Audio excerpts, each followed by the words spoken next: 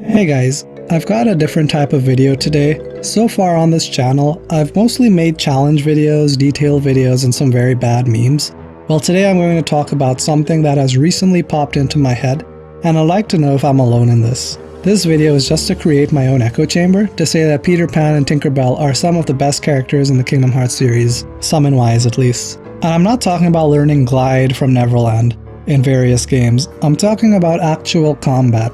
This video is 100% inspired by my level 1 playthroughs of KH2 and BBS. Starting it off, in KH2, if you've seen my level 1 critical video, Peter Pan makes Sayax and the experiment a joke. He pretty much breaks these boss fights. All you do is use a jump attack on them and Peter Pan will do a stagger attack. And that's long enough for us to do another combo. And sure, if you're playing on standard difficulty, this strategy means very little, since you can just steamroll the boss fight, but this also applies to one of the hardest bosses in the game. Yes, you can use Peter Pan on Lingering Will. Terra is no match for the power of Peter Pan. Just jumping and attacking with Peter Pan is enough to kill him. I struggled to win on beginner at level 99 for hours back in the day.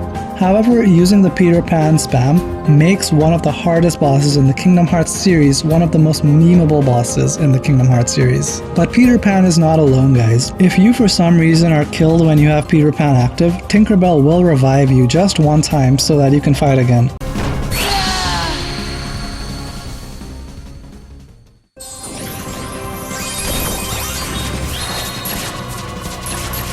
So if you're crazy and chose a sword at the start of the game and haven't gotten second chance yet because it's unlocked at level 85, there is no need to worry because we don't need second chance. In Kingdom Hearts Birth by Sleep, Peter Pan is sort of a summon if you include D-Links as summons. Well, I'm going to count it as a summon. Prior to my D-Links only video and level 1 Birth by Sleep video, I never used D-Links. However, D-Links are like a hidden gem.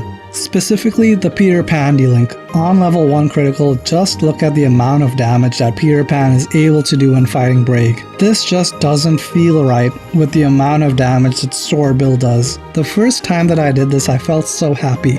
Even in the final episode when we fight Terranort, Peter Pan destroys him. I made a short video for the final episode after my level 1 run just showing the destruction Peter Pan does to Terranort, and I 100% recommend this, as it should be a meme by now with how broken Peter Pan is. Unfortunately, we can't use D-Links for the Vanitas Remnant fight, and I did try it on the mysterious figure, but I keep dying before I can get the meter full to use Sorbill. My challenge for you guys is to use Peter Pan's Sorbill on mysterious figure. In Kingdom Hearts 1, we don't have Peter Pan, but we instead get Tinkerbell. She may not be the best summon, but she's definitely in the top 3 for the game. She never goes away and constantly heals Sora, and the best part is that we get to keep our party members when she's around.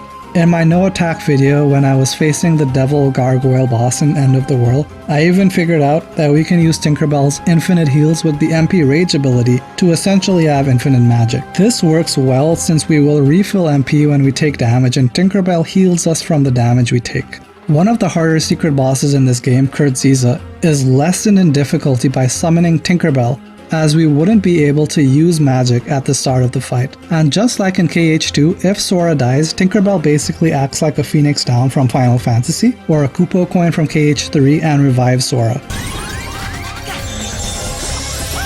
Even Donald's magic can't revive Sora if we die, so I feel like Tinkerbell deserves more credit. And prior to me making this video, I wasn't aware of this fact. Did you guys know that Tinkerbell can heal party members? If Sora stands next to an unconscious Donald or Goofy, Tinkerbell will give them health. Kingdom Hearts is constantly surprising me.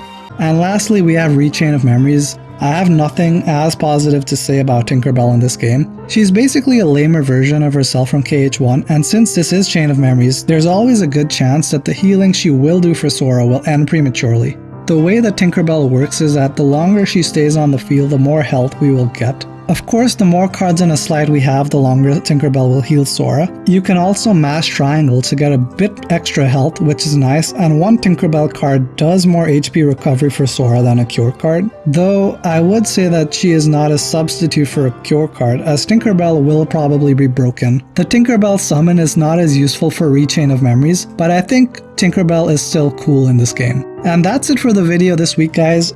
I'm working on a much larger project right now and wanted to post something that's short and sweet so you guys know that I'm not dead. Watch this be my most popular video, I just know it. I think that the Neverland summons are some of the best in the series, and I never really appreciated them until I did my level 1 playthroughs. It's a shame that they weren't in KH3. I know that Tinkerbell was a medal in Unchained Key, but we don't talk about that game anymore. In the comments, were you guys aware of how broken and great Peter Pan / Tinkerbell are in the KH games or not? Or are you guys MLG players that never use summons? Before my challenge videos on YouTube, I use a Tinkerbell summon in KH1 just to have an extra person curing me because I know Donald wouldn't do it, and I never use summons in KH2 or D-Links in BBS. Hope you guys enjoy the video and realize the usefulness of Peter Pan and Tinkerbell. Don't forget to leave a like and subscribe. Thank you for watching.